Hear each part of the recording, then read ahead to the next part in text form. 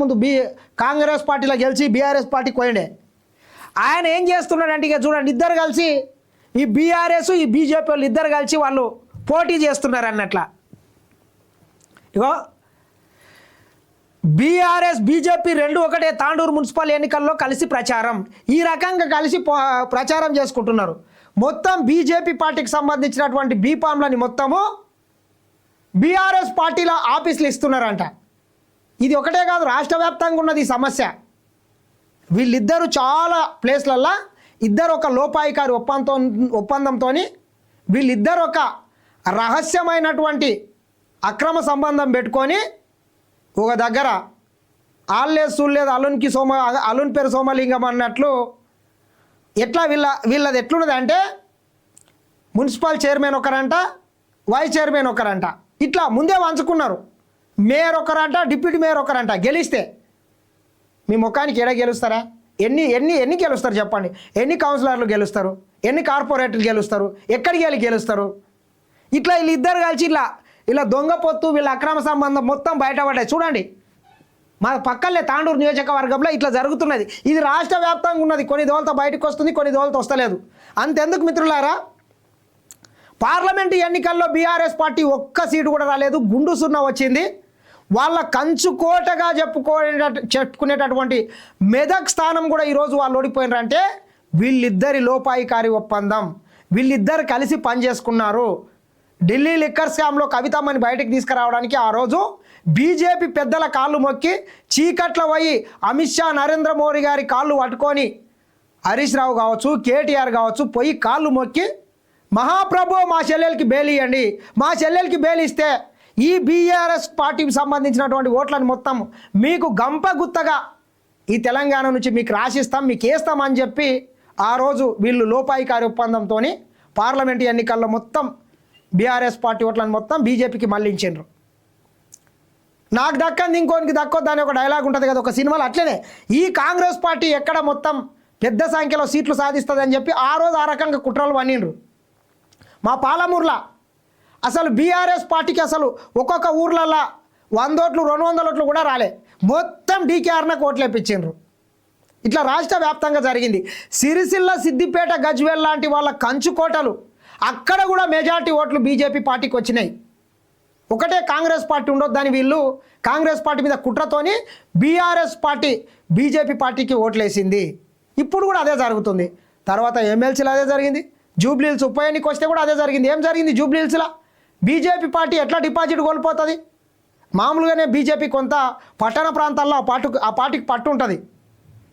మరి అటువంటి జూబ్లీహిల్స్ లాంటి ప్రాంతంలో కూడా ఈరోజు బీజేపీ పార్టీ డిపాజిట్ కోల్పోయిందంటే కుట్రవాన్ని కాంగ్రెస్ పార్టీని ఓడించాలని చెప్పి వాళ్ళ ఓట్లను మొత్తం ఒక డమ్మీ అభ్యర్థిని పెట్టి ప్రధానమైనటువంటి నాయకులు బండి సంజయ్ కావచ్చు, ఈటెల రాజేందర్ కావచ్చు, ధర్మపురి అరవింద్ కావచ్చు, రఘునందన్ రావు కావచ్చు, వీళ్ళందరూ ప్రచారానికి వెళ్లకుండా ఏదో టూత్ పాలిష్ చేసి ఆ ఓట్లను మొత్తం బీఆర్ఎస్ పార్టీకి మళ్ళించారు. వీళ్ళిద్దరు తోడు దొంగలే, వీళ్ళిద్దరు అవిభక్త కవలలు. ఏదో మామూలుగా చెప్తుండ్రి గల్లీల కుస్తీ ఢిల్లీలో దోస్తే అన్నట్ల ఇది ఇప్పుడు అక్షరాల నిజమవుతున్నది. గల్లీలో దోస్తే ఢిల్లీలో దోస్తే వీళ్ళిద్దరు ఒకటే, వీళ్ళిద్దరు కలిసి ప్రచారాలు చేస్తున్నారు. మీకు నేను చూపించే ప్రయత్నం చేస్తే ఒకసారి చూడండి. నీకు నేను నాకు నువ్వు, నీకు నేను నాకు నువ్వు, ఒకరికొకరు నువ్వు నేను అన్నట్లు వీళ్ళిద్దరు కలిసి పనిచేస్తున్నారు. మున్సిపల్ ఎన్నికల్లో కమలం వికాసానికి గులాబీ పాటలు, బలహీన స్థానాల్లో ఒకరికొకరు మద్దతు, కాంగ్రెస్ను ఓడించడమే రెండు పార్టీల ప్రధాన లక్ష్యం. ఏదైతే తెలంగాణ రాష్ట్రంలో కాంగ్రెస్ పార్టీని ఓడించాలనేటటువంటి ఒక లక్ష్యంతో వీళ్ళిద్దరూ తోడు దొంగలుగా మారి ఈరోజు వాళ్ళిద్దరు కలిసి పనిచేస్తున్నారనేటటువంటి దానికి ఇది ఒక నిదర్శనం. సొంత క్యాడర్ నిర్ణయమా, హైకమాండ్ ఆదేశాల, రాజకీయ వర్గాల్లో చర్చనీయాంశమైన వ్యవహారం. మున్సిపల్ ఎన్నికల వేళ రాజకీయ సమీకరణాలు రోజురోజుకు మారుతున్నాయి.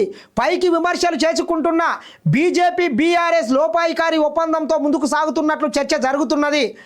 ఒకరు బలహీనంగా ఉన్న చోట మరొకరు సపోర్ట్ చేసుకుంటున్నట్లు టాక్. ఇంటర్నల్గా ఒక ఇంటర్నల్గా ఒకరి కోసం మరొకరు ప్రచారం సైతం చేసుకుంటున్నట్లు తెలుస్తుంది. కాంగ్రెస్ అభ్యర్థులను ఓడించడమే లక్ష్యంగా పరస్పరం సహకరించుకున్నట్టు రాజకీయ వర్గాల్లో చర్చ జరుగుతున్నది. అయితే ఈ ఆదేశాలు ఇరు పార్టీల హైకమాండ్ నుంచి వచ్చాయా లేక లోకల్గా క్యాడర్ తీసుకుంటున్న సొంత నిర్ణయమా అనేది ప్రశ్నార్థకంగా మారింది. ఎవడు అవునన్నా కాదన్నా వీళ్ళిద్దరు కలిసి నిర్ణయం తీసుకుంటున్నారు. మిత్రులారా, మీకు నేను చూపించే ప్రయత్నం ఇందాక చూపించిన చూడండి. పైలట్ రోహిత్ రెడ్డి బీఆర్ఎస్ పార్టీకి సంబంధించినటువంటి మాజీ తాండూరు ఎమ్మెల్యే, వీళ్ళిద్దరు కలిసి ఇట్లా కలిసి ప్రచారం చేస్తున్నారంటే ఖచ్చితంగా వీళ్ళకు పైనుంచి హైకమాండ్ నుంచి ఆదేశాలు ఉన్నాయి.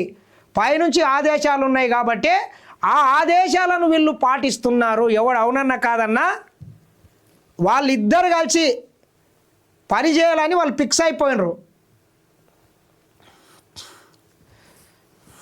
ఇద్దరి టార్గెట్ ఒకటే, కాంగ్రెస్ పార్టీ గెలవద్దు. మున్సిపల్ ఎన్నికల్లో బీజేపీ బీఆర్ఎస్ మధ్య నెలకొన్న అవగాహన వెనుక ఎవరు ఉన్నారనే అంశం ఆసక్తికరంగా మారింది. పార్టీ నాయకత్వమే తమ క్యాడర్కు అలాంటి సంకేతాలు ఇచ్చిందా లేక క్షేత్రస్థాయిలోని పరిస్థితుల మేరకు క్యాడర్ ఆ విధంగా వ్యవహరిస్తుందా అనే చర్చ జరుగుతున్నది. వచ్చే ఎన్నికల్లో కాంగ్రెస్కు తామే ప్రత్యామ్నాయం అంటూ ధీమాగా ఉన్న బీఆర్ఎస్ నేతలు మున్సిపల్ ఎన్నికల్లో సొంత అభ్యర్థుల విజయం కోసం పాటుపడకుండా బీజేపీ కోసం పనిచేయాలని క్యాడర్కు ఆదేశిస్తారా? అలాగే కాంగ్రెస్ బీఆర్ఎస్ మధ్య రహస్య స్నేహం ఉందని, అందుకే ఫోన్ ట్యాపింగ్ కేసులో కారు పార్టీ నేతలను అరెస్టు చేయడం లేదంటూ ఆరోపిస్తున్న బీజేపీ నేతలు బీఆర్ఎస్ విజయం కోసం పనిచేయాలని పార్టీ శ్రేణులకు సంకేతాలు ఇస్తారనే చర్చ జరుగుతున్నది. ఎవడు సహకరిస్తున్నాడో ఫోన్ ట్యాపింగ్ ఒకటే కాదు, ఢిల్లీ లిక్కర్ స్కామ్ కావచ్చు, అదేవిధంగా కాళేశ్వరం కుంభకోణం మీద కల్వకుంట్ల చంద్రశేఖరరావు గారిని విచారించాలని చెప్పి తెలంగాణ రాష్ట్ర అసెంబ్లీ సాక్షిగా సిబిఐ ఎంక్వైరీకి ఆదేశిస్తే ఈరోజు కూడా కేంద్ర ప్రభుత్వం ఆ విషయంలో నిమ్మకు నీరెత్తనట్లు వ్యవహరిస్తున్నది. అదేవిధంగా ఫార్ములా ఈ కేసులో కూడా అక్రమంగా 55 కోట్ల రూపాయలు ఎటువంటి రిజర్వ్ బ్యాంక్ ఆదేశం లేకుండా, మంత్రివర్గం ఆదేశం లేకుండా, గవర్నర్ ఆదేశం లేకుండా లండన్లో ఉన్నటువంటి ఫార్ములా కంపెనీలకు ఈ తెలంగాణ రాష్ట్ర సంపదను దోషిపెడితే ఈడీ సిబిఐ ఎంక్వైరీకి పిలిచి కూడా ఆ కేసులో కూడా అరెస్ట్ చేయకుండా కల్వకుంట్ల డ్రామారావుకు ఊరట కల్పించారు. ఇట్లా ఒకటి కాదు రెండు కాదు, చాలా విషయాల్లో వాళ్ళిద్దరూ కలిసి మాత్రం పోటీ చేస్తున్నారు. కలిసి వాళ్ళ లోపాయికారి ఒప్పందంతో ఈరోజు వాళ్ళు వ్యవహరిస్తున్నారని మాత్రం చెప్పొచ్చు. ఇట్లున్నది. ఇద్దరి టార్గెట్ కూడా కాంగ్రెసే. ఎన్నికల్లో తమ పార్టీ అభ్యర్థుల విజయం కోసం పార్టీ లీడర్లు పనిచేయడం సహజం.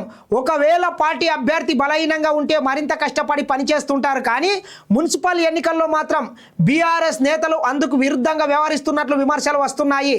గెలుపు అవకాశాలు లేని అభ్యర్థుల తరపున పనిచేయకుండా బీజేపీ అభ్యర్థి కోసం ఇంటర్నల్గా ప్రచారం చేస్తున్నట్టు తెలుస్తుంది.